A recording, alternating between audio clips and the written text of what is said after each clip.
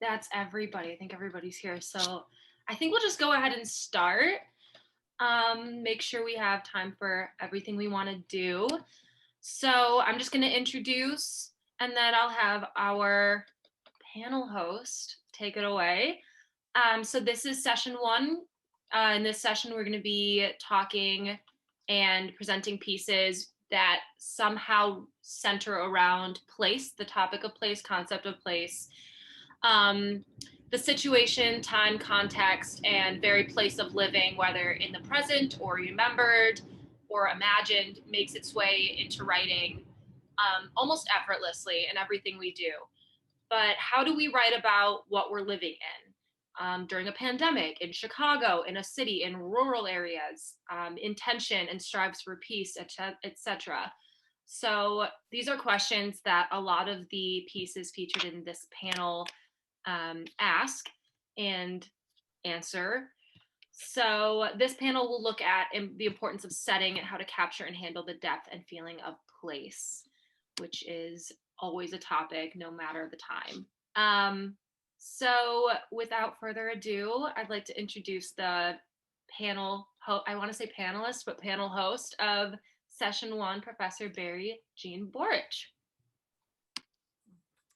Hi, everybody. Thanks for coming today. I'm looking forward to this conversation. I think it's a really awesome day to be talking about place, since we received the news yesterday that our places are going to now start being more accessible to us, right? Last night, I walked the dog for the first time in a year I had my mask, but I had it around my neck the whole time. And I just realized that how much of place is just the atmosphere meeting our bodies, right? So I mean, place is everything. Hopefully we will talk about place in places again soon, right? So today we have readings from students who are going to write about escaping one kind of place for another kind of space, reveling in the atmosphere and history of place, intimate experience with place, and stories of time of life, in particular time and space. And place, and I like to always say place and space, because place is not just geography, it's not just a zip code, it's also just that atmosphere we're breathing in, we're floating through, what's contained in the space that surrounds our stories and our memories. So place and space is inescapable, but strangely difficult to describe. When I teach courses on place and memoir, I love to share the quotation from Scott Russell Sanders from his book, Hunting for Hope, which is, "What we call landscape is a stretch of earth overlaid with memory, expectation, and thought. Land is everything that is actually there, independent of us. Landscape is what we allow into the doors of perception." So that's what we're going to be hearing from today, what these four writers have allowed into the doors of their perception.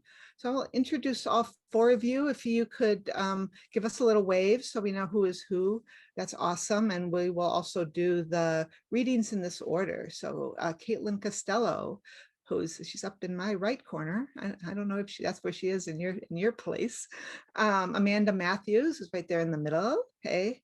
Connor Lindsay, who's down in the lower corner, and Rachel Latzos, who's in the middle there. Welcome, everyone. Let's go in that order. Caitlyn, Amanda, Connor, Rachel.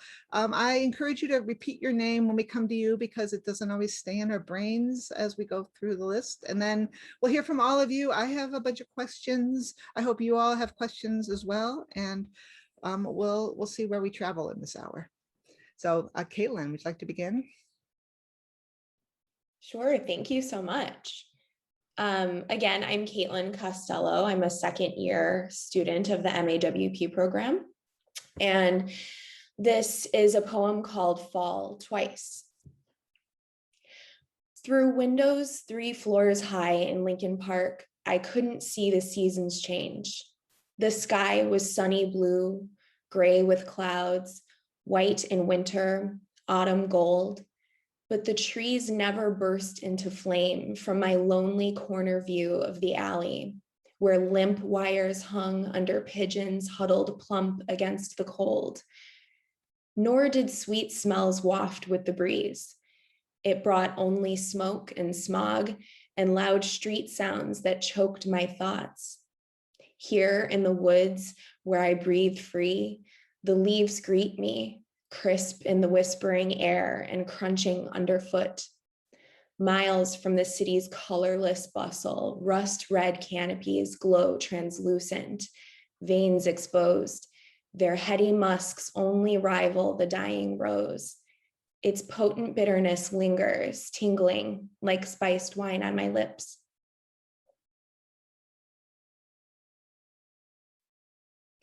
Thanks.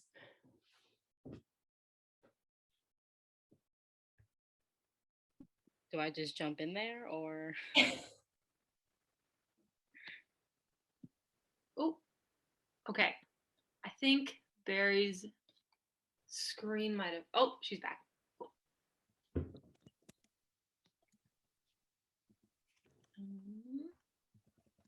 Is that me or was that everybody? Sorry. You're good.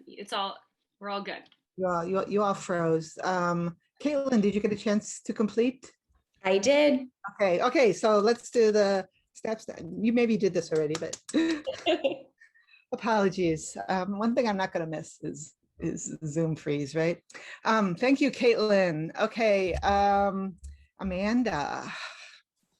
Right, so I'm Amanda. My piece is called Mosaic. So I'll get right into that. It's a warm summer night on 120th Street and Madison Avenue, and I'm with my friends in the warm rain.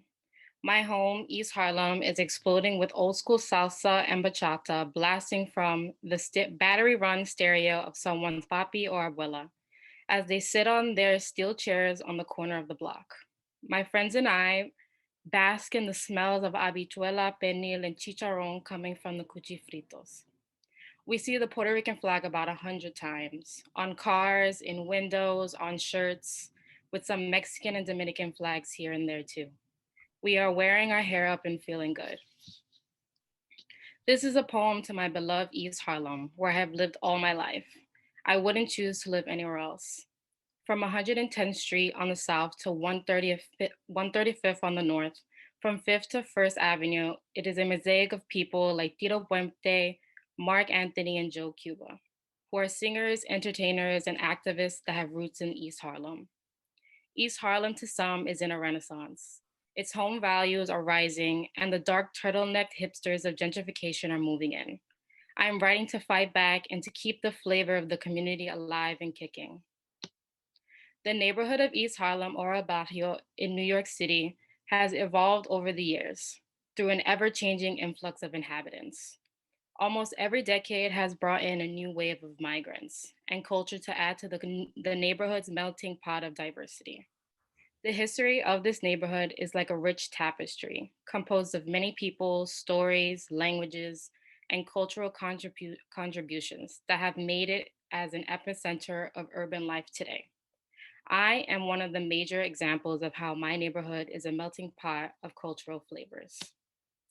In the 1960s, Puerto Ricans flowed in for the cheap tenant housing. It became the epicenter of Puerto Rican culture, thought, and music, so much that it made the cover of National Geographic in 1990.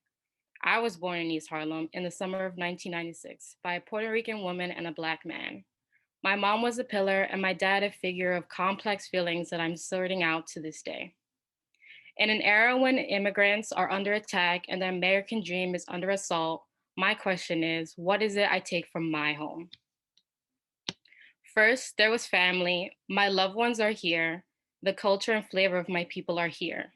Today, almost as many people of Puerto Rican descent can be found in the 50 states as on the island itself. Much, if not all, of my family have moved from the island to here, where they've settled and added to the large Puerto Rican population. Second, there was community. The true essence of East Harlem is in its mangoes and its music, its gray pavements and golden sunshine, its lovable people reaching out, breaking bonds and mending tightly their tie to their culture and one another. You walk down the streets of Spanish Harlem streets and see men, young and old, gathered, sitting on the corner of every street, in front of every bodega and every home, playing dominoes on a table set they brought from inside, while the songs of Celia Cruz Hola India play from the old school stereos and drive people closer. Someone will call out loud, Mira nena, a mí me gusta el cha-cha, and the music playing seduces your feet as you try and walk by and encourages them to move side to side, left and right while swaying your hips. Finally, there was leadership, mentors to me as a woman and an artist. I watched as my teachers, some who were born and bred here in Spanish Harlem, others who were born and bred on the island, advocated for equal access to education and employment, and for changes in the status of Puerto Rico. These women, Ms. Hernandez and Ms. Solis, encouraged me to learn about my culture, where my family comes from, and to speak up on the issues that plagued my cultural community and actual community. I remember one teacher in particular, Mr. Lopez, the principal of my elementary school, advocated strongly for the brown and Black kids of Public School 96 during a time when the students' grades and attendance were below average.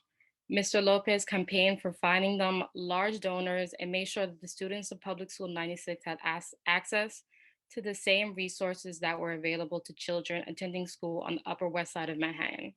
He instilled in me the desire to rise up against all obstacles that were before me as a Latin woman, and to fight back against any and all racial obstacles in my way.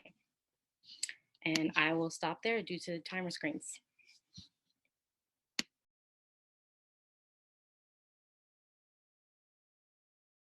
Awesome. Thank you, Amanda. Connor, you're up. Hi, I'm Connor. I have two pieces, but I promise they're like super short. This one is called Atlanta, California. She measured her love in cigarettes and sent 37 packs my way. I lit one up in the Lumina Euro. Its red seats caked with 16 years worth of Virginia Slims and Marlboro Lights, the blood of my ancestors. Her voice rang out from San Joaquin County, saved from the fresh coat of Seagrams on my tongue. She promised me lodging, said her father wouldn't mind, but I knew better. Boys can't come for tea and expect to stay for dinner. No power steering, no passenger or rearview mirror. I still smoked them all. I didn't care if they were real. That's that. And this is called Geysers. The stitches stayed in too long.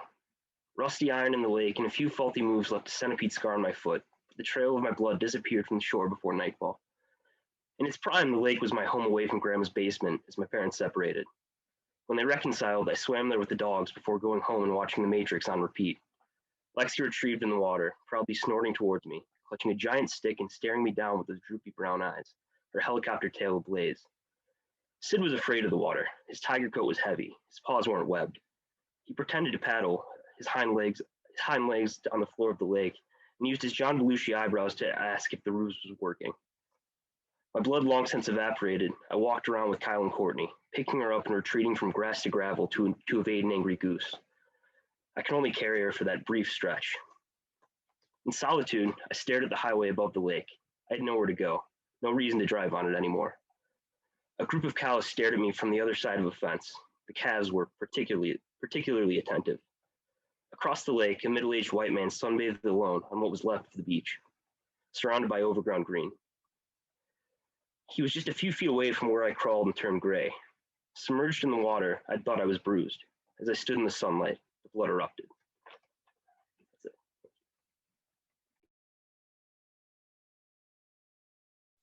Thank you, Connor. Then Rachel, you're up. I'm so sorry for keeping everyone waiting. I'm trying to figure out Zoom on my phone. But this is from like a 10-page story, so I'm just going to read like a very short section. I had grown tired of watching the glow of the Chicago skyline shrink in the window of the train.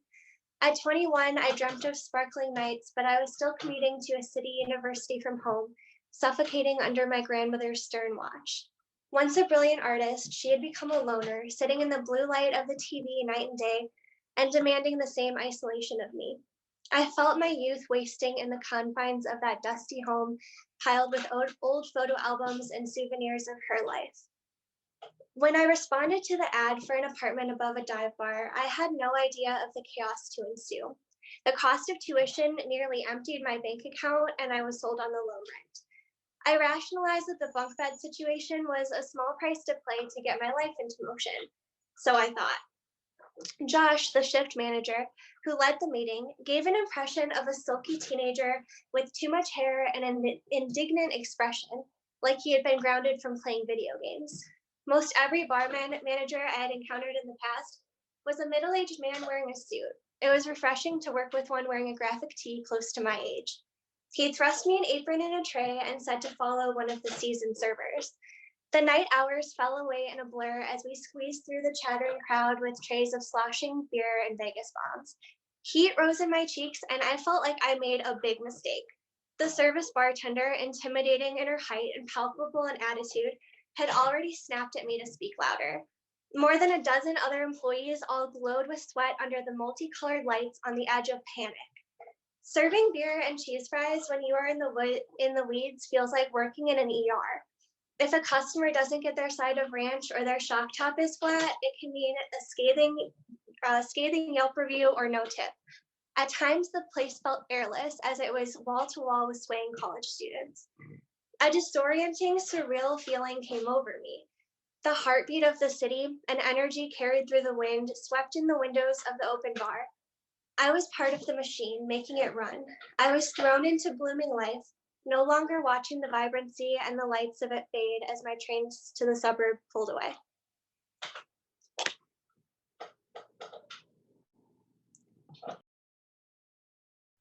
Thank you, Rachel. I'm sure anyone who's ever worked in a restaurant felt that, right? Thank you, everyone. You all transported us somewhere, and I'm grateful for your words. I have a bunch of questions, but I also encourage you all to write questions in the chat that I will then come back around to. But I'll start with my questions. Just kind of, let's just do the hand waving, I'm ready to talk thing when you want to speak. So, authors, what does attention to place bring to your writing?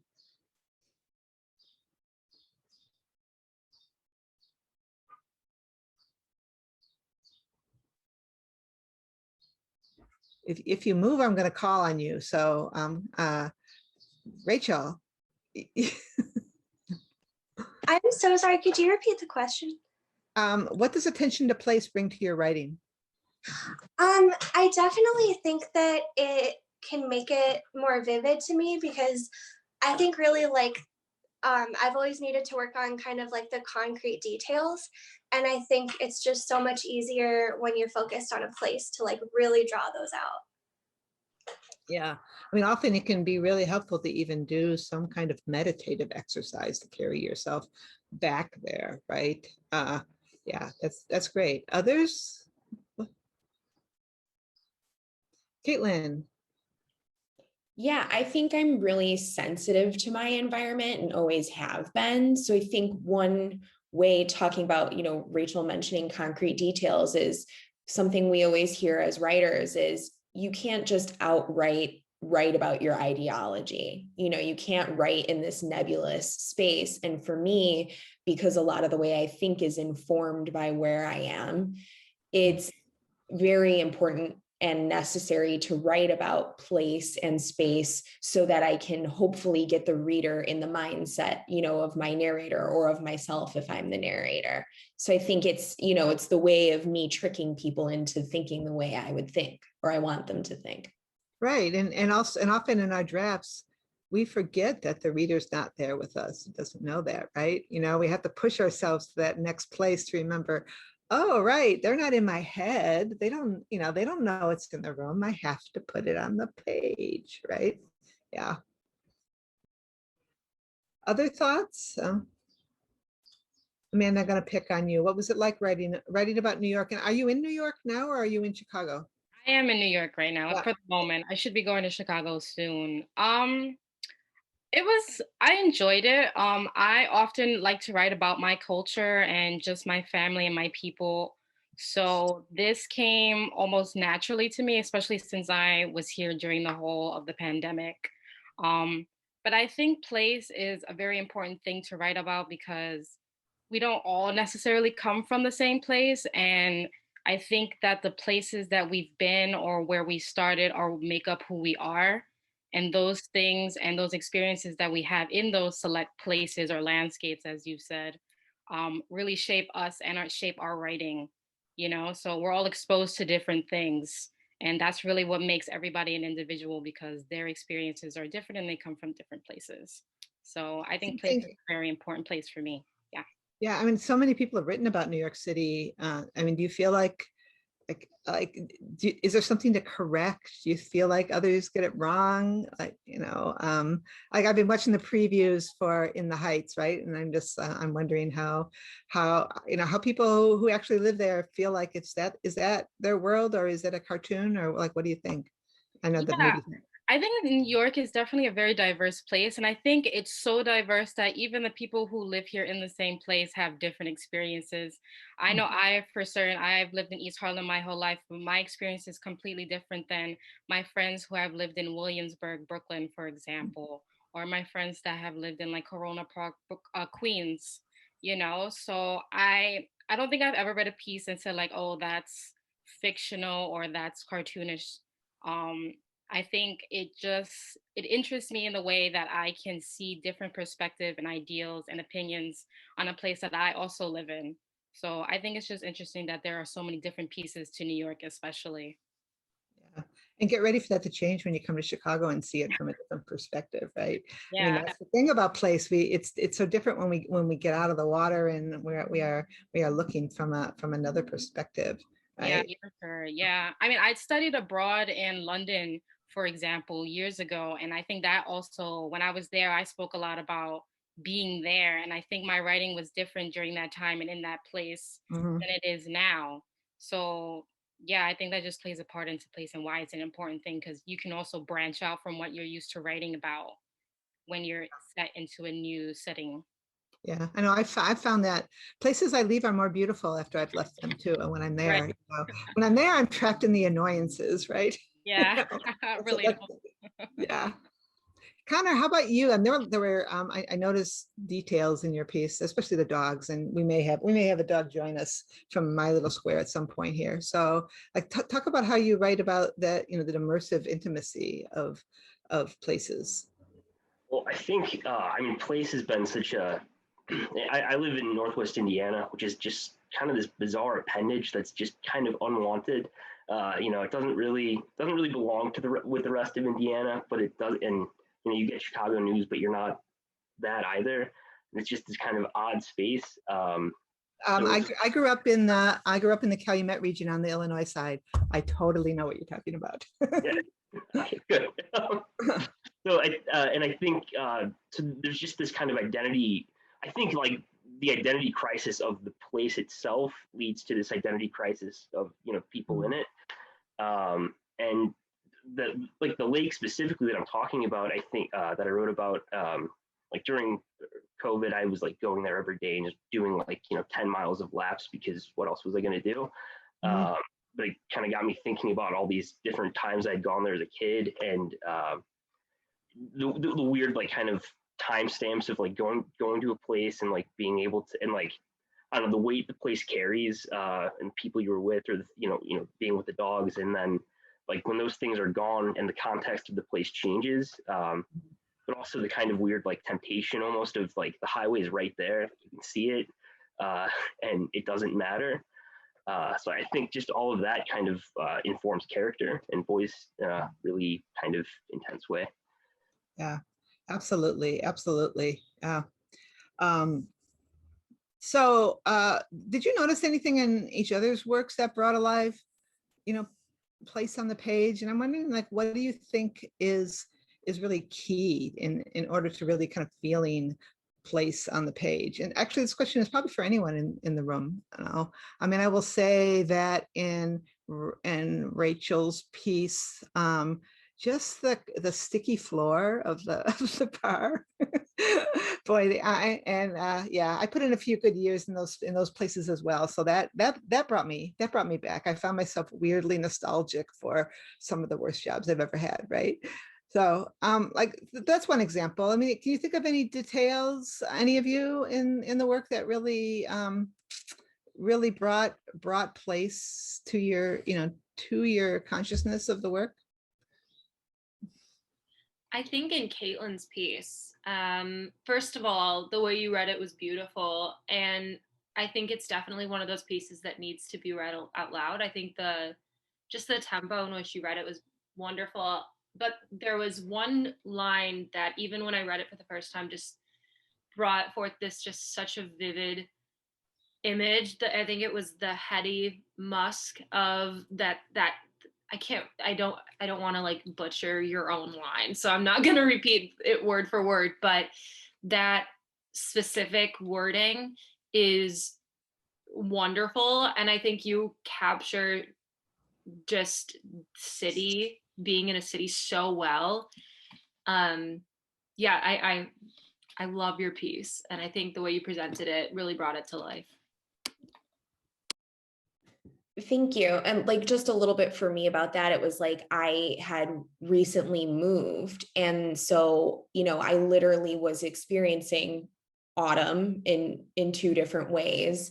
And it just amazed me how even being in the Chicago suburbs, just the difference between how physically I felt the change in space. Like I was experiencing the weather, like Professor Borch was saying, without her mask, in such a more visceral way. Like the smells and sounds are utterly different. So I just wanted to kind of put those back to back. But I wanted to say about Rachel's piece, well, all of our pieces did this, actually, I noticed, where we're describing the place, but we're also thinking about being outside that place at the same time.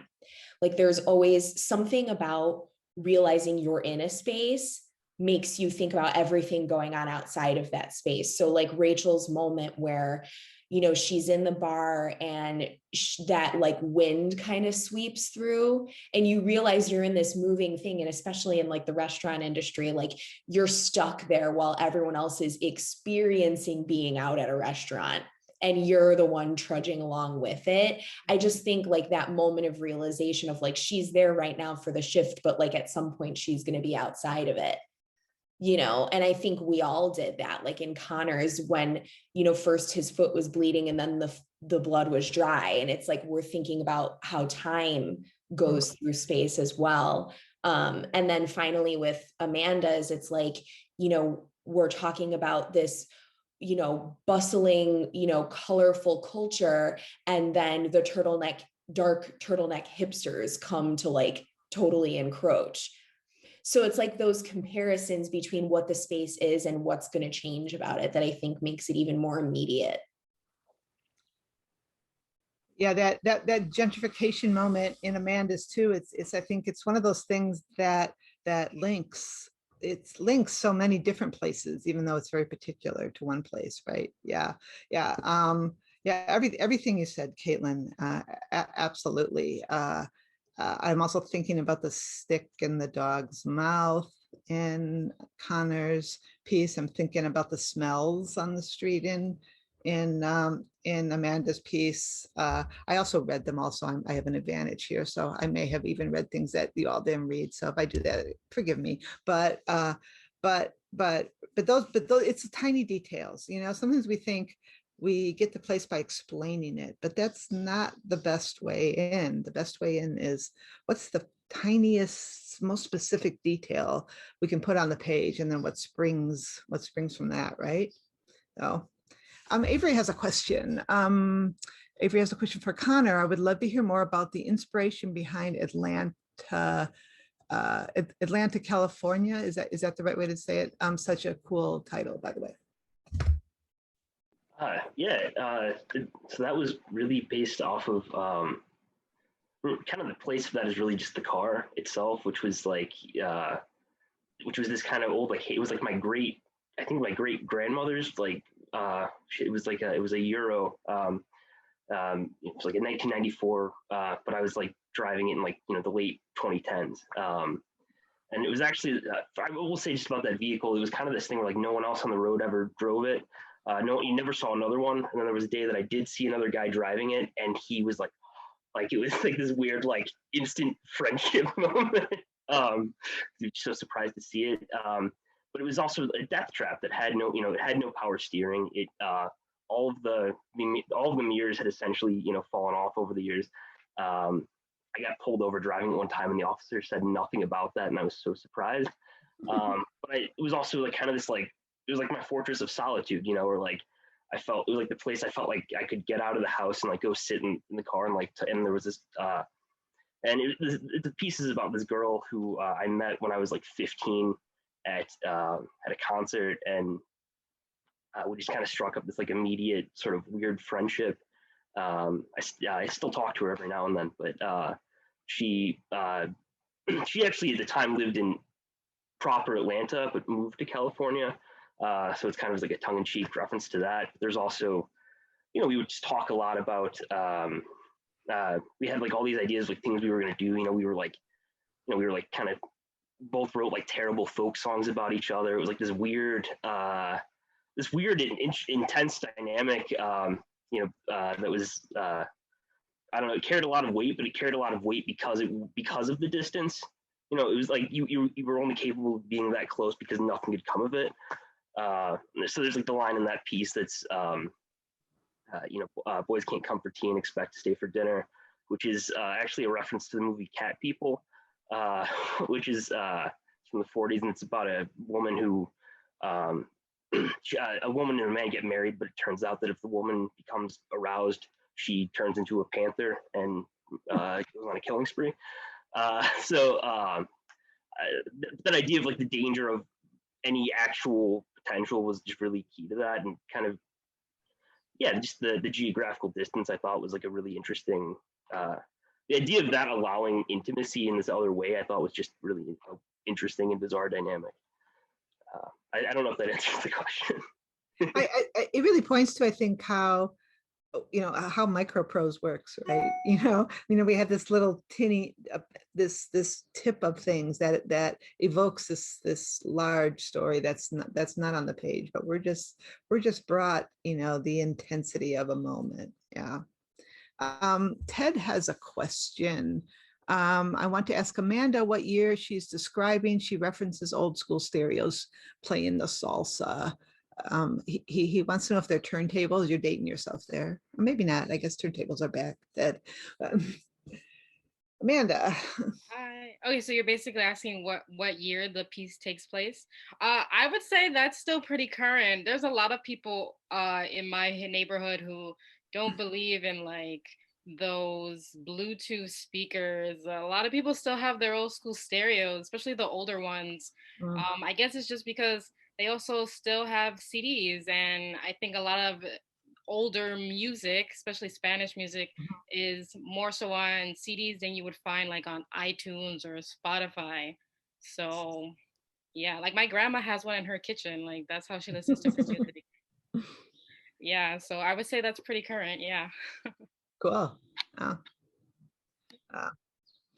got a question for everyone. I want you to reach forward beyond what you've brought to us today.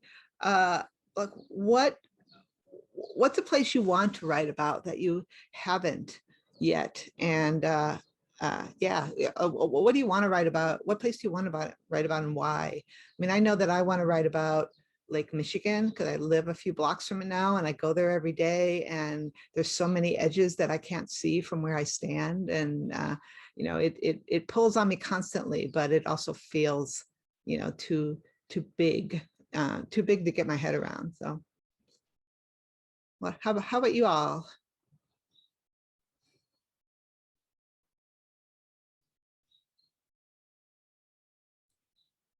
Caitlyn.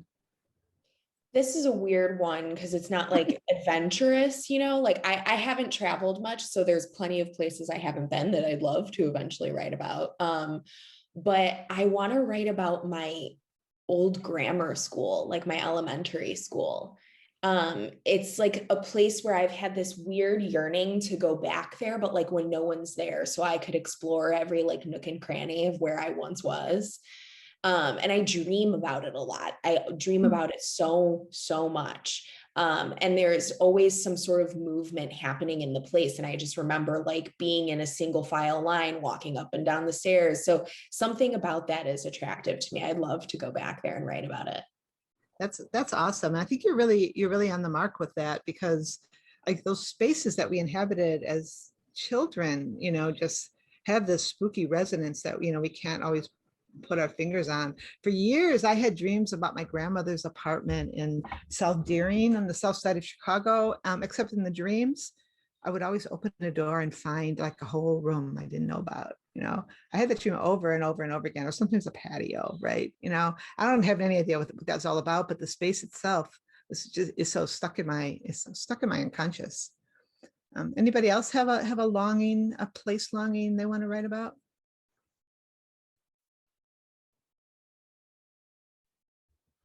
I know you do in your hearts, even if you can't say it yet. Oh, see, Amanda, go for it. I would say either Chicago or Italy. Chicago because I've been so many times. I don't live there permanently, but I do have family. And before the pandemic, I had visited at least 2 or 3 times a year. And interesting enough, I have yet to write anything about it, which I just think it's weird on my part. Like, why haven't I written about this yet? But I think it's something I definitely would want to do in the future. And then Italy because I spent some time there and I never wrote anything about it. And I think that's interesting because it was probably the best week of my life that I spent there. And I haven't written a darn thing about it, not a poem, not any prose, not a story, anything. So I think I really want to either go back and take the time to write while I'm in the moment, or just try to reflect back now as who I am now and just get that stuff down, you know? Yeah, yeah. Sometimes it's just a not yet, right? Right. Yeah. Professor Morano has a question. Thinking about Julia Fine's discussion of genre, I wonder if anyone wants to comment on the genre you wrote this particular piece in and how that interacts with your depiction of place. And we have a rah-rah for that question from Anna as well. So you have the people waiting for this. How did thinking about genre, there's some disruption in the place of my screen. Excuse me. How did thinking about genre impact your writing of your place?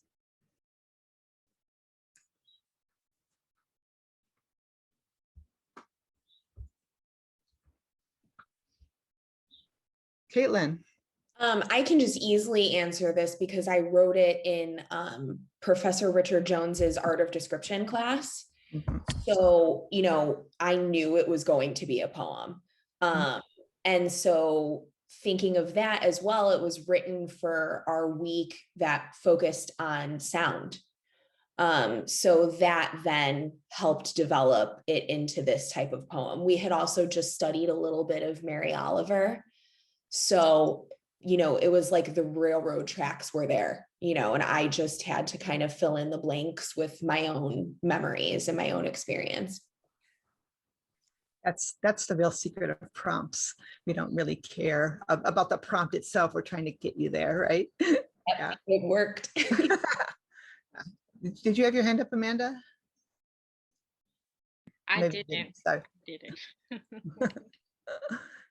Any of the rest of you want to talk about, or just talk about genre? Rachel, I know you're a lover of nonfiction, so and you know, I know you've read a lot of memoir, so maybe you could just, you know, improvise on why this is the genre that you use to talk about these stories you carry, and you carry a lot of stories, so. Right. Yeah. I love nonfiction because to me, like, I feel like I'm not good with the rules with like fiction or poetry, or maybe I'm not really as interested in like the conflict and stuff. I like to kind of think about like the characters and just like the introspective part. That's what always like interests me in writing, and in like memoirs that I read. So yeah, I guess it's more of like what I want to focus on. Mm-hmm. Yeah. Michelle, why do you use nonfiction to write about place?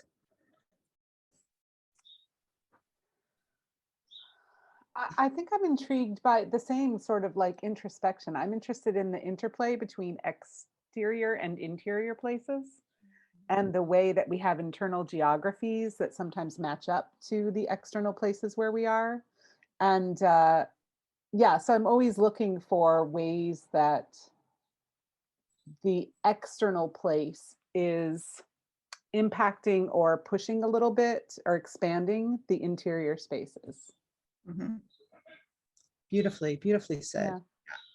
Yeah. I don't know if I'm Yeah. allowed to talk at all, but I have something. You're always allowed to talk. Go. Okay. So I think that like what's really interesting too is the history of place. And I think that's something that almost, I think all of the pieces today talk to us in some way, a history of a place.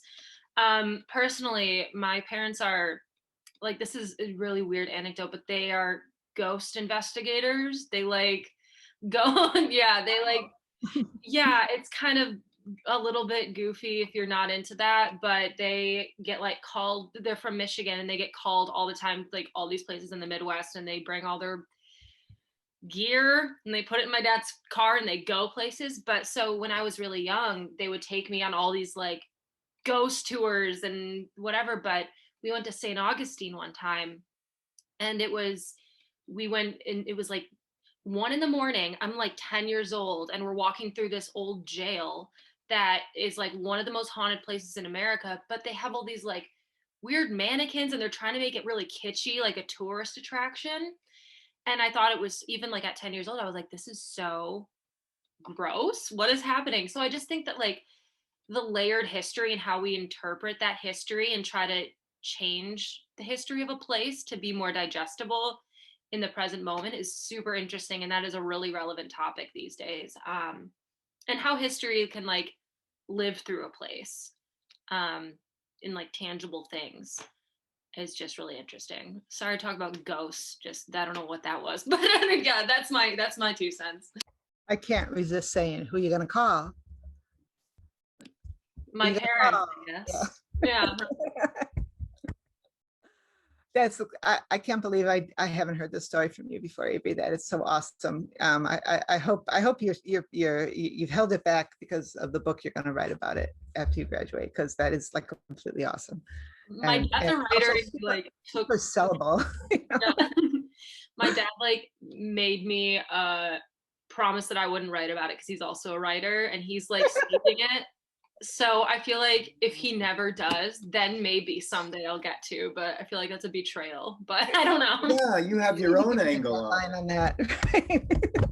That's the whole plot of Haunting of Hill House. I've been reading that, and they're investigators, and it's a husband and it's a family, and they're in conflict with each other. So that's kind of funny. Yeah, watch the original Hill House film too. That will give you another layer. I think it's the trick of like writing about ghost stories in not a horror way would be really interesting, because both of my parents specifically hate horror genres. They don't like it. They think it's very like Hollywood centric, doesn't take any fact into consideration. But so that would be cool, is to write about it. I'm like, so I don't know what this is about, you guys. I'm so sorry. I don't know why I'm talking, but sorry. That's what happens when an amazing story enters the room, right? Okay, I have one last question for y'all. We're getting close to time here. So is the pandemic a place? And if so, like, where do we start writing about it?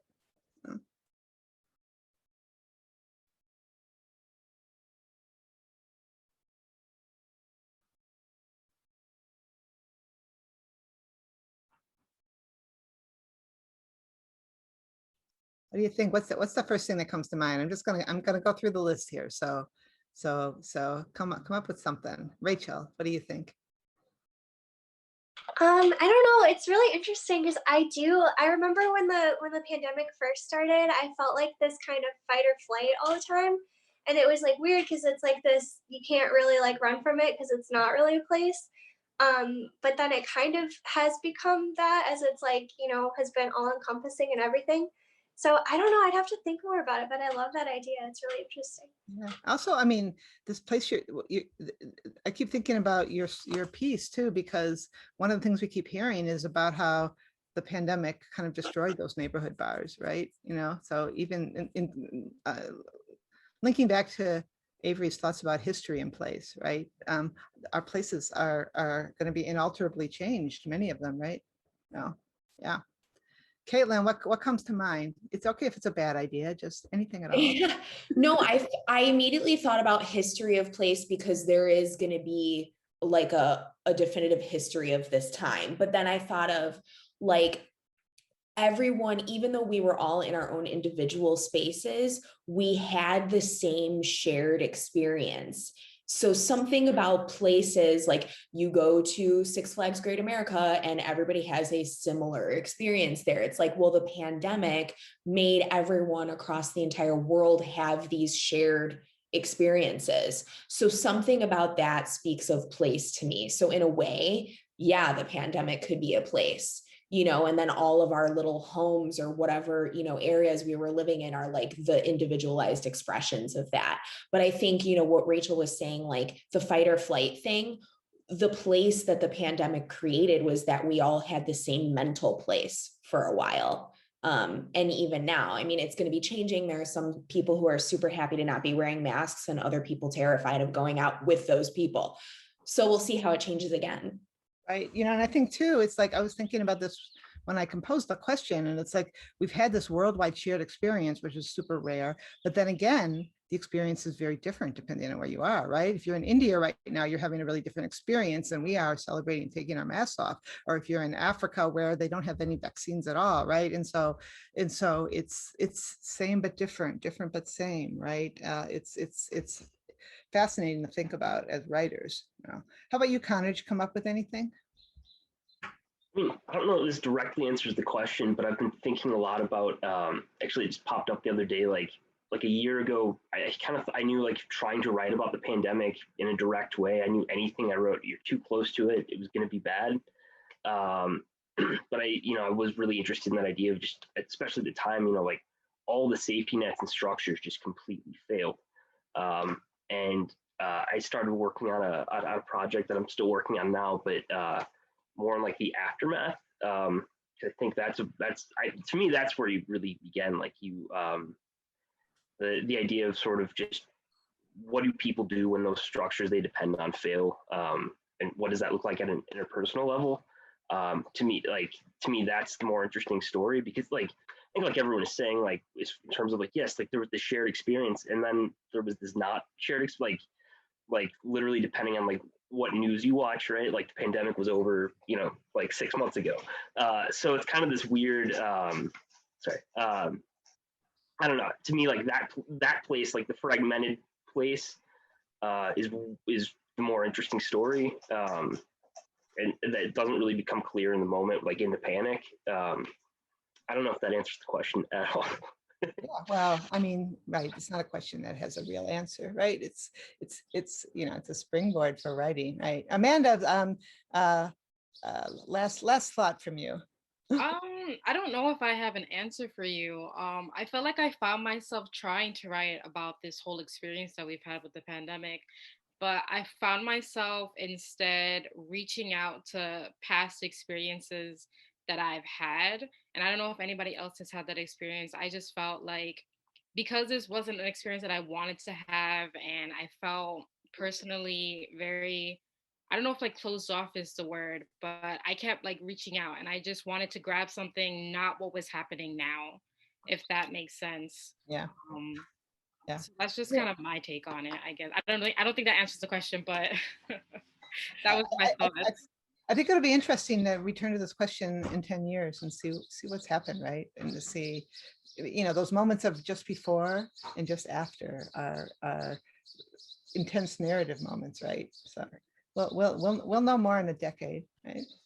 Hopefully we won't be knowing it on Zoom by then. But Avery, take us home.